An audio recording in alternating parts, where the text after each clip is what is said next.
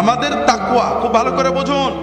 আপনি নামাজ পড়েছেন, রোজা রেখেছেন, যাকাত দিয়েছেন, দান খয়রাত করেছেন, তাহাজ্জুদ পড়েছেন, খুব ভালো কাজ। কিন্তু এই ভালো কাজগুলো সত্যিকারের তাকওয়া অর্জন করেছেন কিনা, আপনি আসলে ভালো কাজগুলো সত্যিকারের ভালো হয়েছে কিনা, আপনার জীবনে এসেছে কিনা, এটা প্রমাণ করতে একটু তাকান। আপনি মানুষের সাথে কি আচরণ করেন? আপনি যদি মানুষের সাথে ভালো আচরণ করেন, মানুষের হকগুলো আদায় করেন, মানুষের কর্তব্য পালন করেন, তাহলে বুঝতে হবে যে না, আসলে আপনার নামাজ, রোজা, হজ, যাকাত, তাহাজ্জুদ আপনার কাজে লেগেছে। আর যদি এত কিছুর পরেও আপনার ছেলের সাথে সারাদিন ঝগড়া, মেয়ের সাথে খারাপ ব্যবহার, স্ত্রীর হক আদায় করেননি, স্বামীর সাথে ঝগড়া করেছেন, আপনি মা বাবার হক আদায় করেননি, আপনি প্রতিবেশীদের সাথে ঝগড়া করেন, মারামারি গোলমাল করেন, আপনি ভালো করে বুঝে নিন আপনার এই ভালো কাজগুলো ভালো পর্যায়ে যায়নি।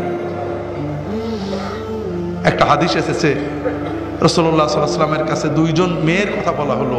একটা মেয়ে ফরজ ইবাদত করে, নফল করে, তাহাজ্জুদ করে, দান খয়রাত করে, কিন্তু তাদের পরিবারের আত্মীয় স্বজন, পাড়া প্রতিবেশীদের খুব ঝগড়াঝাটি, খারাপ আচরণ করে। নফল ফরজ ইবাদত করে, তাহাজ্জুদ পড়ে, জিকির করে, দান খয়রাত করে, সব করে, কিন্তু মানুষের সাথে ঝগড়াঝাটি করে, খারাপ আচরণ করে। আর একটা মেয়ে, মহিলা, তিনি ফরজটা পড়েন, নফল ইবাদত তেমন কিছু করে না, দান খয়রাত করে না, কিন্তু মানুষের সাথে খুব ভালো আচরণ করে, পাড়া প্রতিবেশী আত্মীয় স্বজনের সাথে ভালো আচরণ করে, ব্যবহারটা সুন্দর। রাসূলুল্লাহ সাল্লাল্লাহু আলাইহি ওয়াসাল্লাম প্রথমের কথা বললেন ও জাহান্নামে যাবে, আর দ্বিতীয় মহিলার কথা বললেন ও জান্নাতে যাবে। সুনানে আবু দাউদ, অন্যান্য কিতাবের সহিহ হাদিস। মা ইউদাউ ফি মিজানিল আবদ ইয়াউমুল কিয়ামাহ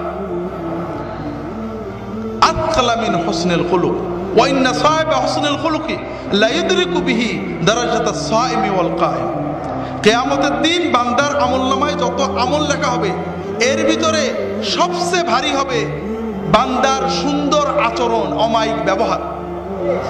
যার ব্যবহার সুন্দর, মানুষকে কষ্ট দেয় না, মানুষের কষ্ট সহ্য করে, ওই ব্যক্তি শুধু সুন্দর আচরণের কারণে, অমায়িক ব্যবহারের কারণে সারা রাত তাহাজ্জুদ পড়া এবং সারাদিন নফল রোজা রাখার মতো সওয়াব পেয়ে যাবে।